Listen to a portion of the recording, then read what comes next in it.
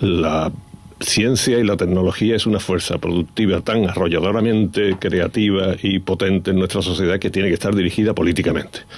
Lo que ocurre es que tiene que estar bien dirigida políticamente. O sea, no me vale que seamos los propios científicos los que dirijamos la política científica de un país o de una zona como Europa. Yo creo que eso no es así. El problema está en cuando los políticos o frivolizan el asunto, como se les llena muchas veces la boca de I más D más I, y si se pregunta o avanzan un poco se da uno cuenta que no saben de qué están hablando. Cuando hablan de recortes, yo soy partidario, por supuesto, como toda persona sensata, de recortar en momentos de crisis donde sea razonablemente viable recortar. Hay cosas y unos recortes horizontales que pueden ser bastante irreversibles en todos los aspectos. En la sanidad no es lo mismo recortar de unas cosas que de otras.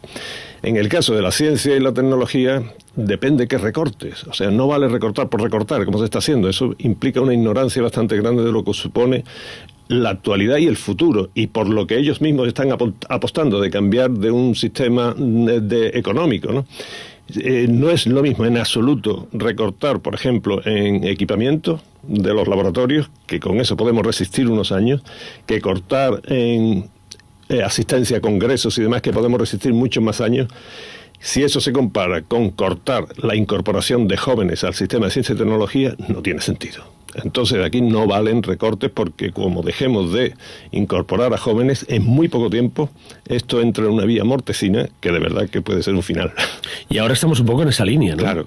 Exactamente, por eso es por lo que aprovecho la ocasión que me da para advertir a los políticos que los jóvenes, mire, es que quisiera insistir un poco en esto. Mi mujer es profesora, es alemana, y es profesora de alemán en la Universidad de Sevilla.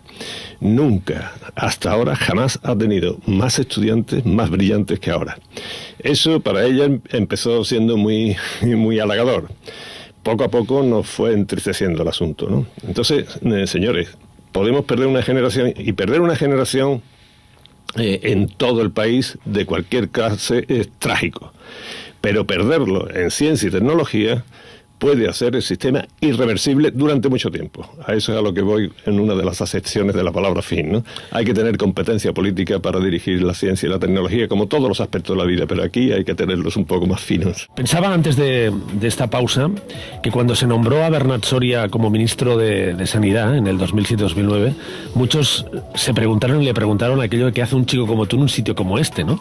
Y poco tiempo después se lo preguntó el mismo Bernat Soria, ¿no? ¿Qué hacía él en un sitio como ese, ¿no? Sí, no, la verdad es que yo creo que si por mucho que ataquemos la política, no la atacamos en realidad los científicos, sino que la criticamos, ¿no? Hay unos versos de Quevedo que dicen, muy breves, que dicen, un galán enamorado y enardecido le dice: si queréis alma Leonor, daros mi alma, confío, ¿no? Doña Leonor, mucho más frívola, le dice: Jesús, qué desvarío, dinero será mejor.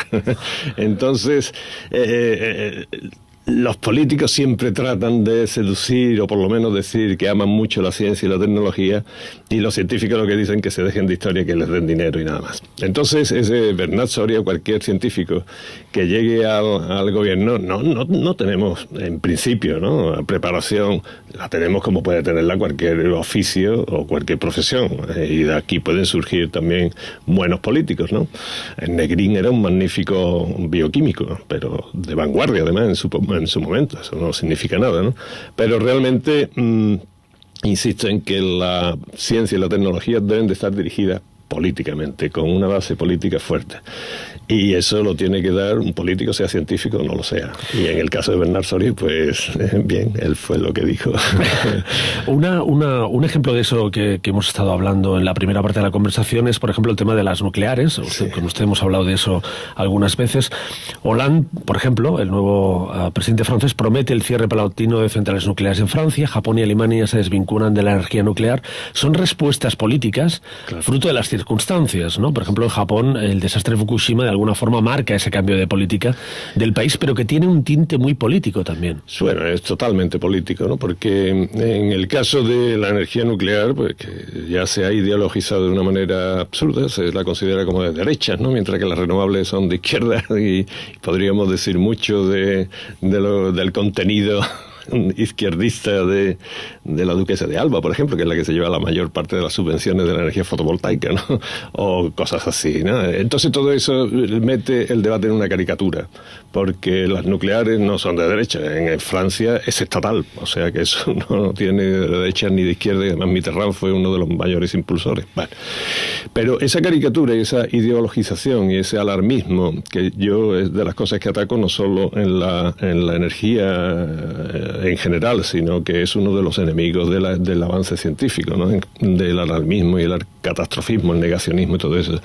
En el caso de la energía nuclear, pues estamos simplemente, el problema no es tan complejo, la solución es difícil, pero el problema es que los países están avanzando, sobre todo los emergentes, y que son a la vez los más poblados.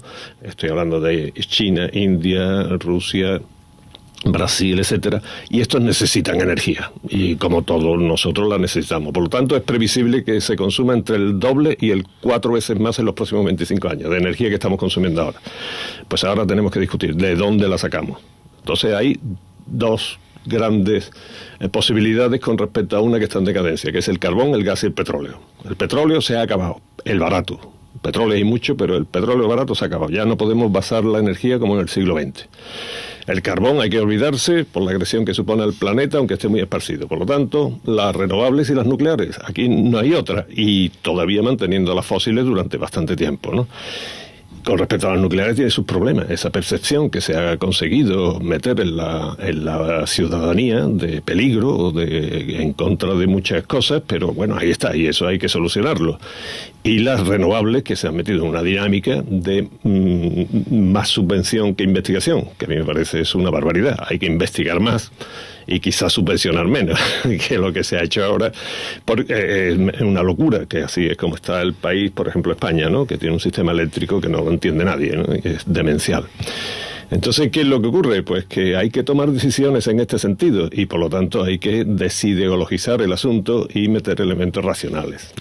Nos quedan muchísimas cosas que comentar de este magnífico libro, pero volvemos un poco a la idea central, esa idea de que hemos de socializar el conocimiento para que los ciudadanos podamos ejercer la democracia de forma más solvente, ¿no? Más apropiada, con más conocimiento. Decía el profesor Lozano Leiva que los políticos saben lo mismo que muchos ciudadanos de ciencia y de tecnología. Y pensaba, no hace tanto tiempo, los republicanos más radicales de Bush y del Tea Party negaban la teoría de la evolución, ¿no? Y eso en Estados Unidos, ¿no? Mire, el hecho de que un mormón esté a punto o tenga la posibilidad de ser presidente del país más poderoso desde el punto de vista científico-técnico, a mí personalmente me da escalofríos. ¿Por qué? Y no es una cuestión ya solo de religión, pero si uno analiza las creencias de esa secta, los mormones, esas creencias están enloquecidas, o sea, son irracionales, ¿no? Entonces, que llegue a ser presidente una persona que tiene fundamentos irracionales en su forma de vida y en su pensamiento, eso da susto. Y no es que meta el creacionismo, sino muchísimo más, ¿no?